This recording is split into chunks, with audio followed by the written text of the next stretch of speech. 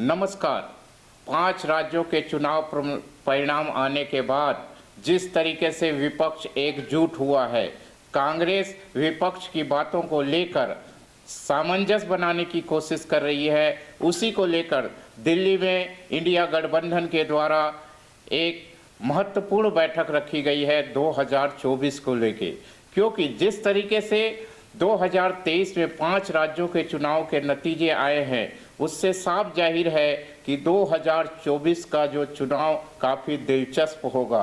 अब सवाल खड़े होता है कि 2023 में जिस तरीके से भारतीय जनता पार्टी ने नरेंद्र मोदी के नेतृत्व में चुनाव लड़ा और चुनाव लड़ने के बाद 3 महत्वपूर्ण राज्य जिसमें छत्तीसगढ़, मध्य प्रदेश और राजस्थान, जिसमें नरेंद्र मोदी ने जो नए दांव खेले हैं, नए चेहरों पर दांव खेले हैं, क्या नरेंद्र मोदी का यह जो नैरेटिव है, यह जो क्रोनोलॉजी है नरेंद्र मोदी का, क्या वो 2024 में एक जिताऊ कैंडिडेट के रूप में क्या नरेंद्र मोदी अपने 2024 के लक्ष्य को भेद पाएंगे?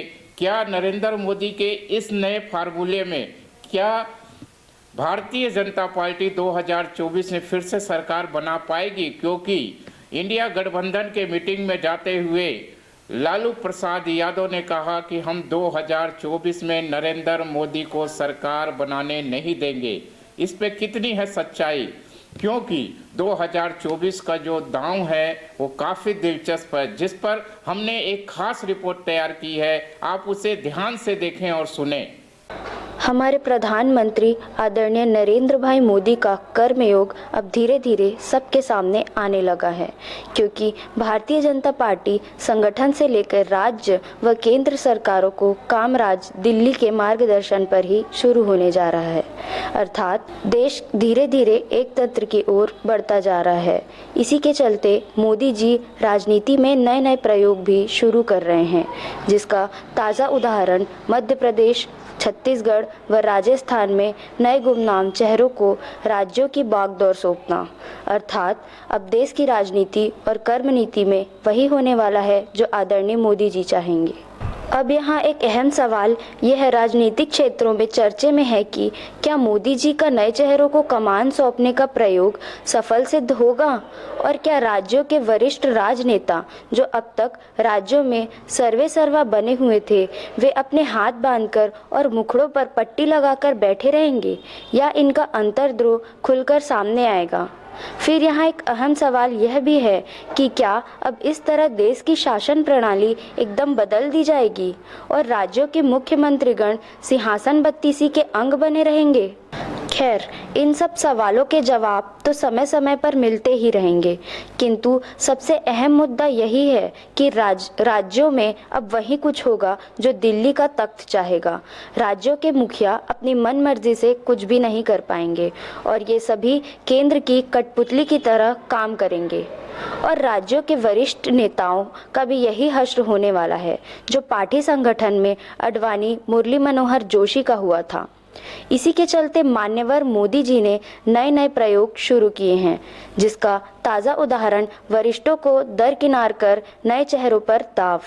अब यह प्रयोग 2024 के आईने में कितना खूबसूरती से दिखता है या बदनसीब बनकर उभरता है, यह तो भविष्य के गर्भ में है, किंतु यह प्रयोग तो है, और तीर लग जाए तो तीर, वरना तुक्का। लेकिन अब धीरे धीरे यह भी स्पष्ट होने लगा है, अब देश में अगले 3 महीनों तक चुनावी राजनीति के अलावा कुछ भी नहीं होने वाला है। और जहां तक राज्यों का सवाल है, वह तो मध्य प्रदेश, राजस्थान व छत्तीसगढ़ के चुनाव के बाद देखने में आ ही रहा है।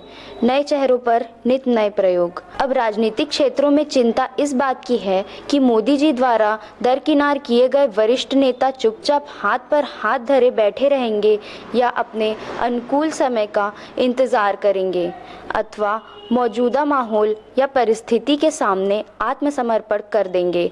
इस सवाल का जवाब भी भविष्य के गर्भ में है। हाँ, यह अवश्य है कि दरकिनार किए गए नेताओं की आत्मचिंतन शक्ति बढ़ती जा रही है और उनमें धीरे धीरे विद्रोह क्षमता का भी विस्तार हो रहा है।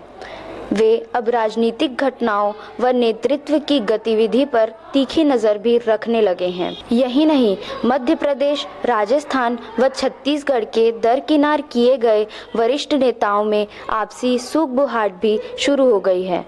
फिलहाल इस सूख-बुहाट को विद्रोह की श्रेणी में तो नहीं रखा जा सकता, किंतु इसे चिंगारी अवश्य कहा जा सकता है। और साथ ही राजनीतिक प्रेक्षकों की तीक्ष्ण दृष्टि नित नए किए जा रहे राजनीतिक टोटकों पर भी है और यह जानने की भी तीव्र प्रतीक्षा है कि मोदी जी का नए चेहरों वाला दाव 2024 में क्या गुल खिलाता है, उनकी नाव पार लगाता है या मझधार में डुबाता है।